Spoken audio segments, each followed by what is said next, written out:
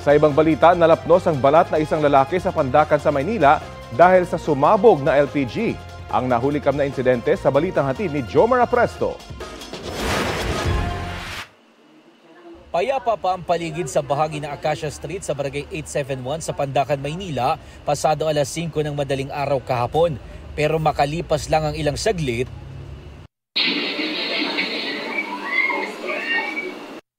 matatanaw ang isang tao na tumatakbo habang nasusunog ang kanyang katawan.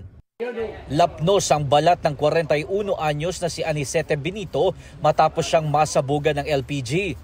Nangyari ito habang naghahanda siya ng lulutuing pambentang almusal. Gamit ang fire extinguisher ng barangay, dali-dali raw nilang sinubukang apulahin ang apoy. Agad din daw pinuntahan at ginising ng biktima ang dalawa niyang anak. Kumuha siya ng kumot para basahin, para maano yung kalan, matakpan. Para yung dalawang bata, para may tawid niya palabas. Nagtulong-tulong po yung mga tao rito. Kumuha ng tubig, lapunan, tapos fire extinguisher. Matapos makalabas ng bahay ang kanyang mga anak, sakto namang nabagsakan ng nasusunog na lona ang katawan ng biktima, kaya dadagdagan palalo ang lapnos sa kanyang balat. Agad namang isinakay sa mobil ng barangay ang biktima papunta sa pagamutan. Sabi ng anak ng biktima, hindi agad tinanggap sa ospital ang kanyang tatay. Bakit niyo po hindi tinanggap kung kailan critical na po? Nakita niyo naman po yung kalagayan ng tatay ko noon. Sobrang putla na noon. Ba't di niyo tinanggap? Di niyo man lang po binigyan ng first aid. Kung sa inyo po mangyari yon, palit ho tayo ng sitwasyon.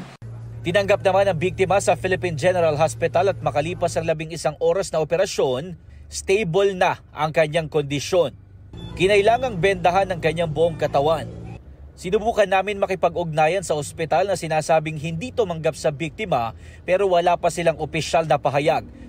Base sa Republic Act 8344, maaaring patawan ng parusa o penalty ang isang ospital na hindi tumanggap o hindi nagbigay ng karampatang lunas sa isang pasyente sa emergency cases. Nananawagan naman ng tulong sa lokal na pamahalaan ng pamilya ng biktima para sa pambili niya ng mga gamot.